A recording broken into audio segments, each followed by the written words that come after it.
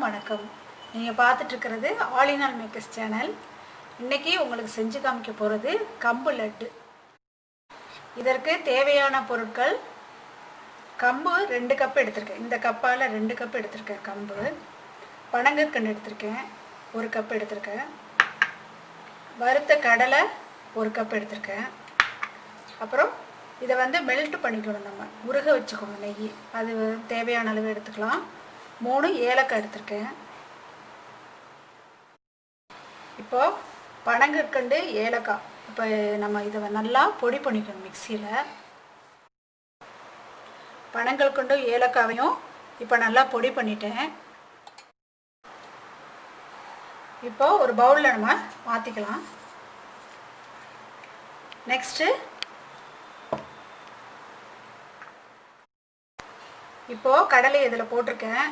இப்போ இதை லேசாக நம்ம பொடி பண்ணிட்டா போதும். இப்போது பொடி பண்ணியிருக்கேன். இப்போ இதையும் இதோடு சேர்த்து ஆட் பண்ணிக்கலாம். அடுத்தது கம்பை போட்டு நல்லா நைஸாக அரைச்சிக்கலாம் கம்பை. இப்போது கம்பை நல்லா பொடி பண்ணியிருக்கேன், நைஸாக பொடி பண்ணியிருக்கேன். அடுத்தது என்ன பண்ணணும் அப்படின்னா, ஸ்டவ்வில் ஒரு கடாயை வச்சுட்டு இதை மட்டும் நம்ம கம்பு மாவை மட்டும் நம்ம லைட்டாக ஃப்ரை பண்ணிக்கணும்.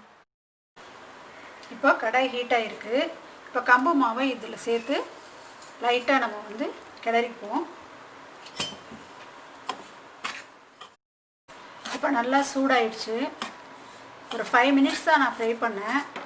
இப்போ சூடாயிடுச்சு. இப்போ இதை எடுத்து நம்ம அந்த பவுலில் எல்லாம் வச்சுருக்கோம்ல, அதில் இதை சேர்த்துக்கலாம். இப்போது இதில் கம்பு மாவை சேர்த்துருவோம். சேர்த்து எல்லாத்தையும் சேர்த்து ஒன்றா மிக்ஸ் பண்ணிக்கணும். இப்போ இதை நல்லா மிக்ஸ் பண்ணிக்கணும். இப்போ நல்லா மிக்ஸ் பண்ணியிருக்கேன். இப்போ இதோட நெய்யை நாம் சேர்த்துக்கலாம்.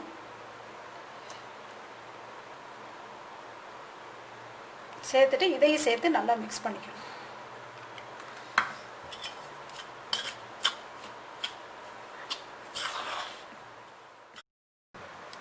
இப்போ அருமையான கம்பு லட்டு ரெடியாக இருக்குது.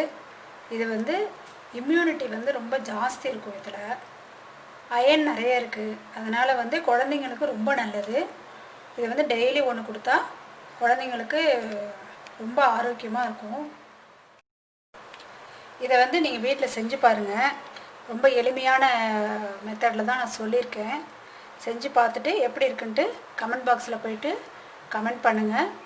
லைக் பண்ணுங்கள், ஷேர் பண்ணுங்கள், சப்ஸ்கிரைப் பண்ணுங்கள். தேங்க்யூ.